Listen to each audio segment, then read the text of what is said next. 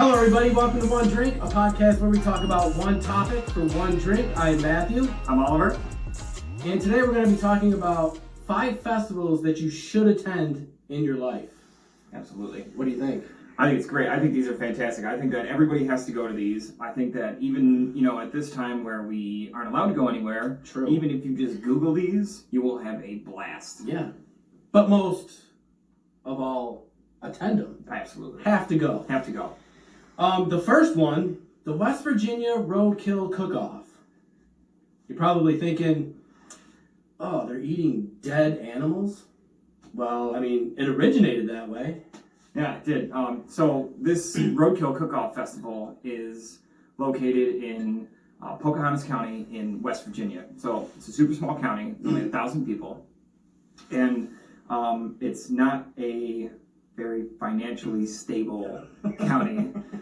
So the way that it originated is people were actually eating roadkill, coming up with all different kinds of foods. Eventually took notice. They had a small festival, a bigger festival, a bigger festival, a bigger festival, and it grew to huge proportions. So Food Network, Discovery Channel, and Travel Channel have all done specials. Damn. So originally it did start with roadkill. Yep. Which sounds gross. Yeah. And then now it's you can just eat whatever you want, right? Yeah. So it's not done with actual roadkill anymore at the festival. But what they do is they'll serve up any kind of cuisine that's influenced by animals that are commonly found on the side of the road. There's all kinds of crazy stuff that they serve there. One of their big ones is a squirrel gravy with over biscuits. Sounds good. Which I would try that one, probably. I've never had squirrel before, but I'd probably try that one. They have a stewed black bear chili. I don't know what bear is supposed to taste like. It's pretty good. I feel I've like had it. Rubbery. You've had bear? Oh, yeah. That's like a real thing? Mr. Lemuti. Oh, yeah. Oh, all right. Can't go wrong. Hey, I'm missing out on that one. So they also do quail meatballs, and then they serve up different stews and stuff with iguana and snapping turtle. Yo. Well, I've never had any of that. I've had quail. That's it. That one I haven't had. But they are... Chicken. No, everything tastes like chicken. Damn it.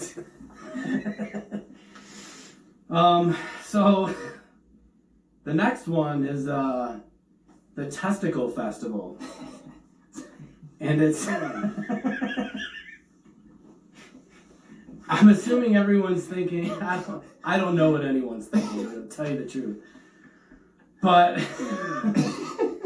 it is what it is. I mean, it's a testicle festival where people cook testicles. People have a ball there. They do have a great time. And the main competition is to see how many bull testicles you can eat in a certain amount of time. Which, that brings competitive eating to like a whole different kind of level. I mean... Talk about going balls deep.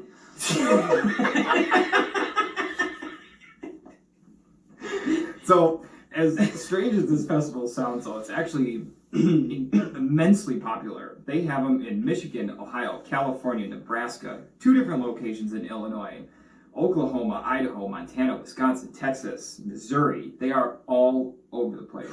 But the one big one that we found was in Red Creek, Montana. And the cool thing, one of the main attractions outside of all the testicles at the Testi Festi, is the Rock Creek Lodge, where every Wednesday night they do a no panty Wednesday night. So any girls that go up to the bar and hand over their panties get a free drink. Well, I'm getting a panty ticket. I'll tell you what I want to see. What I want at the Testi Festi is like their signature sandwich of the festival. It's called a mixed sack sandwich. And it's a deep fried ball with tartar sauce on top. I don't know if it comes out of a bun or what, but it's balls and buns. So, would you eat it? Yes, I would try it. I would. If I'm going to go all the way to Brigham, Montana for a testicle festival, man, I'm going to eat one. Oh, the veins creep me out, man. It's gross. So we recommend you definitely go there because it'll be a ball. And then The next one is the Wisconsin State Cow Chip Throw Festival. Now, you're probably thinking, what's a cow chip, right? Yeah. I didn't know what a cow chip was at first. I didn't either. So it's basically dry cow dung. It's a cow pie. It's a cow pie. It's a cow pie. For all of us northerners. Right. And I would go to this. I would probably go to this. Would you participate though? I would have to participate. So the rules for this cow chip throwing contest. So what they do is they bring out this massive wagon, right? It's like 6 by 12, and it's full. It is full of cow pies, which are just flat cow shit. It's just what it is. There's no way around it. So you have to pick two. You get to throw both. Your furthest throw from your two throws counts as your official score. The cow pies themselves, or cow chips, have to be no less than 6 inches in diameter, and you are not allowed to wear gloves. Yeah, that's part of it. Also, it would suck if it rained. Now, if it rains, this dry dung Becomes wet dung. is gonna be, it's gonna be bad. Oh my. It'd be like throwing a cream pie. I mean, Full of shit. they would just have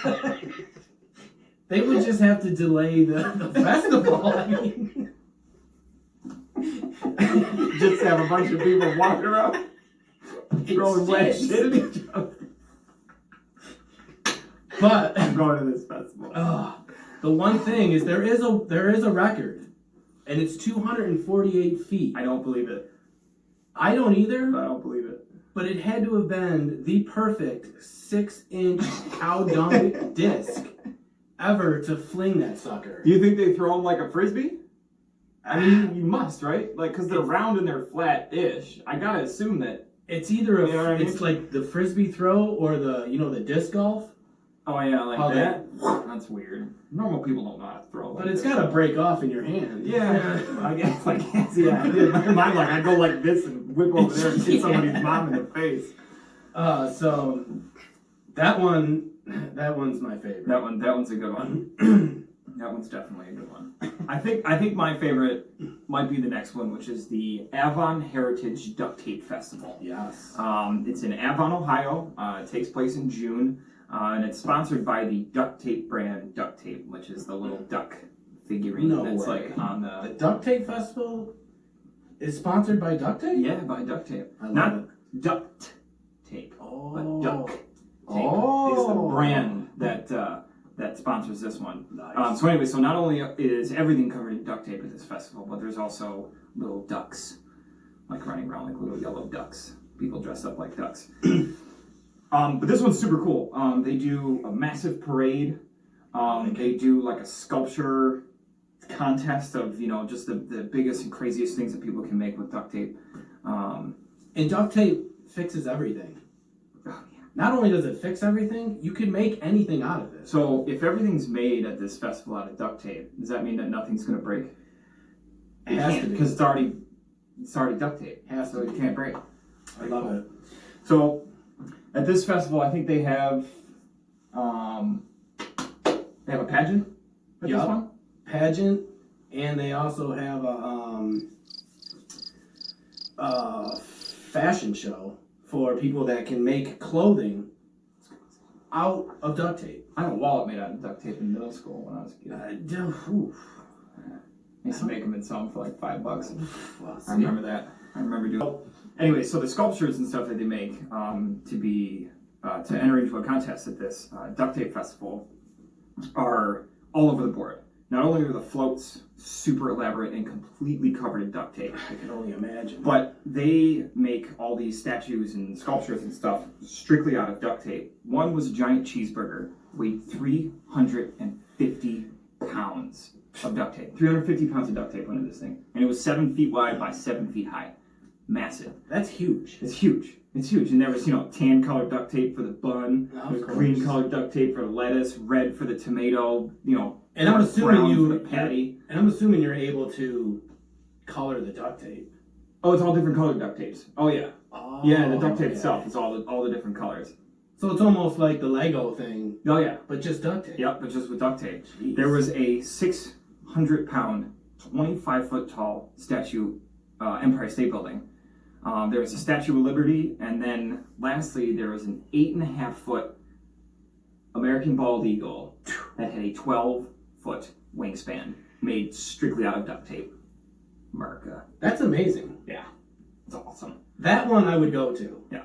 And you know, talking to the people at this thing, I feel like they've got to be the smartest people in the world, because to have time to make a 12-foot wingspan eagle out of duct tape, they must have figured out everything else. They had nothing else on their to-do list. Oh, yeah. Everything solved. Let's make shit out of duct tape. Good engineers. Yeah. We should enter in. We could make like the One Drink logo out of duct tape. Put it on a float. Do a live show. And we're taking everyone with us. Yes. To be on the float. We're not actually taking you with us, though. We'll just bring a camera and you can watch us. Perfect.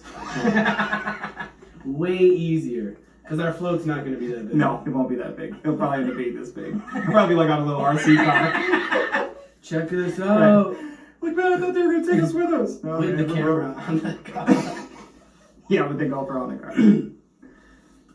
car. Last but not least was the Underwater Music Festival. Yep. This one's pretty cool. It's just for the simple fact that it's for a good cause, for the ecosystem in the Florida Keys.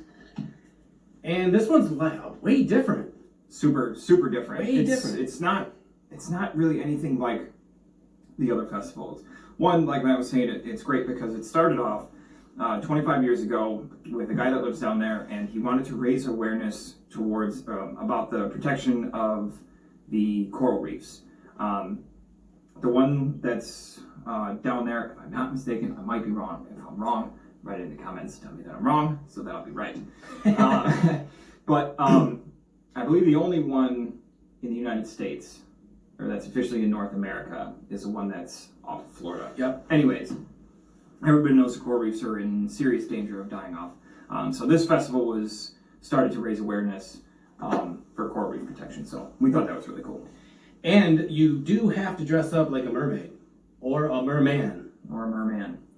I've never seen Let's one be of equal those. here. That's because nobody wants to look at Yeah, a that's hairy true. dude with a fin. You are It's a right.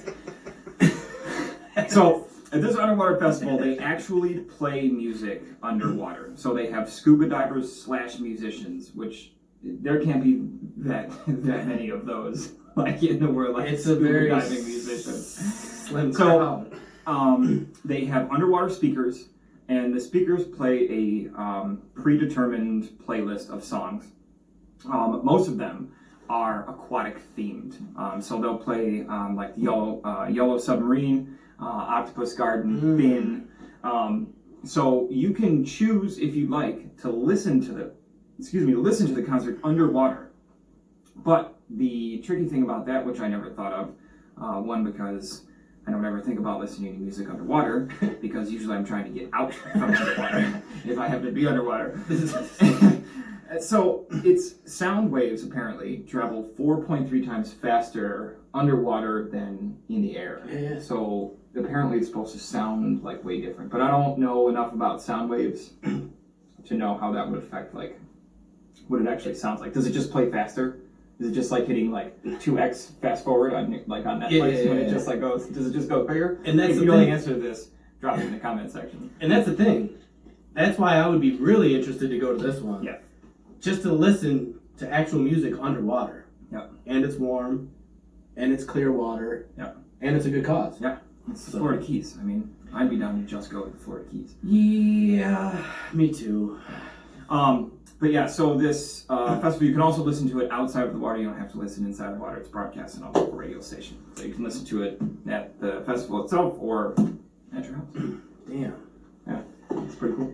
Yeah, so we don't have any of those interesting festivals here in the Rochester area, but we do recommend that everyone, at least one time in their life, go check one of these festivals out. Absolutely. Maybe we could start one here in Rochester. You just have like a collaboration of all of them. We should. So it'd be like listening to music underwater while throwing wet cow shit and eating a testicle sandwich. wrapped in duct tape. Oh, that's perfect.